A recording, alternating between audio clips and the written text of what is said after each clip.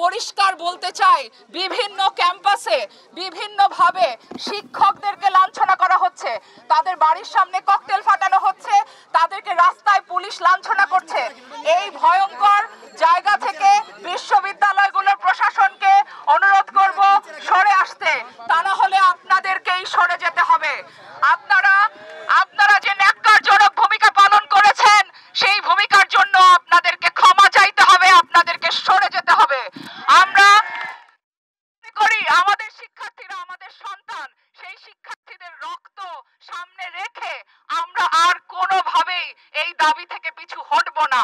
শিক্ষার্থীদের আন্দোলনের দাবি মেনে নিতে হবে। জুলাই হত্যাকাণ্ডের সমস্ত নিহত আহতদের প্রতিটি ঘটনার সুষ্ঠু তদন্ত এবং বিচার করতে হবে। আপনাদের তদন্তকারী সংস্থার উপরে আমাদের কোনো ভরসা নেই। সুতরাং আমরা বলবো যে জাতিসংঘের মাধ্যমে এই তদন্ত এবং বিচার ব্যবস্থা করতে হবে। আমরা বলবো প্রতিটি ফোঁটা রক্তের হিসাব নিতে হবে। আমাদের নিরাপত্তা সরকারকে এবং রাষ্ট্রকে দিতে হবে।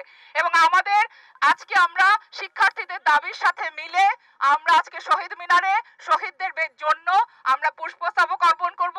আমাদের আর কোনো কথার দরকার নেই। আমরা এই ক্যাম্পাসের রাস্তায় হেঁটে হেঁটে মিছিল করে করে আমাদের ক্যাম্পাস আমরা রিক্লেম করব। আজকে আপনাদের সবাইকে আমাদের এই আর এরপরে আমরা হয়তো আর কথা বলবো না, আর কথা বলারও কিছু নাই।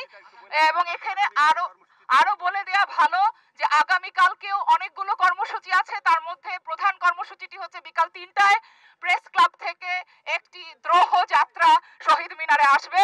সর্বস্তরের সম্মিলিত নাগরিকরা, আইনজীবীরা, সংস্কৃতি কর্মীরা, চিকিৎসকরা, শিক্ষকরা সবাই এই দ্রোহযাত্রায় সামিল হবেন। শিক্ষার্থী এবং জনতার দ্রোহযাত্রা। এখন আর এই আন্দোলন কোটা সংস্কারের আন্দোলন নাই, এখন এটা জুলাই হত্যাকাণ্ডের বিচারের দাবিতে আন্দোলন হয়েছে। আমরা আর কথা বাড়াবো না। আমরা এখন আর স্লোগান না দিয়ে মৌনভাবে মিছিল করে আমরা শহীদ মিনারে যাব। শহীদের বেদিতে সবাইকে অনুরোধ করব সবার জুতা নিচে খুলে রেখে যাবেন। শহীদ মিনার যদি অপরিচ্ছন্ন হয়ে থাকে কিছু এসে যায় না, এটা শহীদদের বেদি। আমরা জুতা খুলে শহীদ বেদিতে উঠবো, কোনো স্লোগানের প্রয়োজন নেই।